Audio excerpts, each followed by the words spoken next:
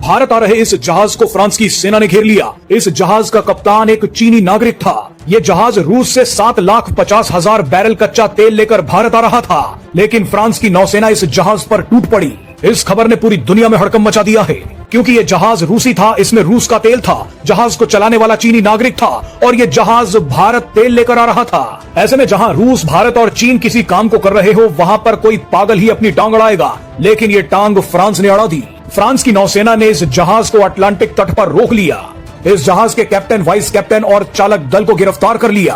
France ने बयान जारी किया है कि इस जहाज के कैप्टन पर मुकदमा चलाया जाएगा।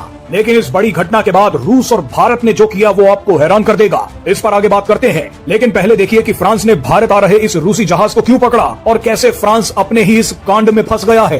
दरअसल कुछ दिन पहले G7 देशों ने ऐलान किया था कि वो उन देशों को सबक सिखाएंगे जो अभी भी रूसी तेल खरीद रहे हैं। फ्रांस इसी G7 संगठन का हिस्सा है। ऐसे में फ्रांस को लगा कि अपने देश में चल रहे बवाल से दुनिया का ध्यान हटाने के लिए इस जहाज को पकड़ा जाए, क्योंकि यहाँ पर भारत, रूस, चीन, रूसी तेल सब एक साथ मिल रहा है। फ्रांस जानता है कि अभी तक तो दुनिया भर की मीडिया उसके देश में चल रहे दंगों की कवरेज कर रही है, लेकिन इस जहाज को पकड़ लिया गया तो दुनिया का ध्यान फ्रांस में चल रहे दंगों की जगह इस रूसी जहाज पर चला जाएगा। ऐसे में फ्रांस ने इस जहाज को पकड़ने की गलती कर दी, लेकिन फ्रांस को ये गलती कुछ ही घंटों में भारी पड़ गई, क्योंकि भारत और रूस ने ऐसा तहलका मचा दिया कि फ्रांस को ये जहाज छोड़ना पड़ गया। अब ये जहाज भारत आ रहा है। आइए आपको सबसे पहले ये दिखाते हैं कि जब फ्रांस ने इस जहाज को पकड़ा तो भारत से क्या धमाकेदार खबर आई। उसके बाद आपको दिखाएंगे कि रूस ने फ्रांस को क्या धमकी दे दी।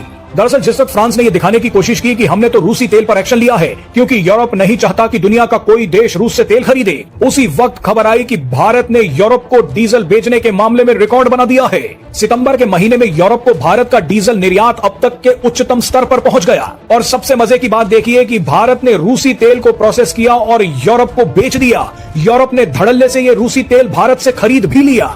लेकिन फ्रांस, यूरोप और G7 जैसे देश दिखावा कर रहे हैं कि हम तो रूसी तेल पर एक्शन ले रहे हैं, तेल खरीदने वालों को सजा दे रहे हैं। अब क्या ये सभी देश भारत से रूसी तेल खरीदने के मामले में खुद को सजा देंगे? वैसे इन देशों की दोगली नीति का इलाज व्लादिमीर पुतिन ने कर दिया।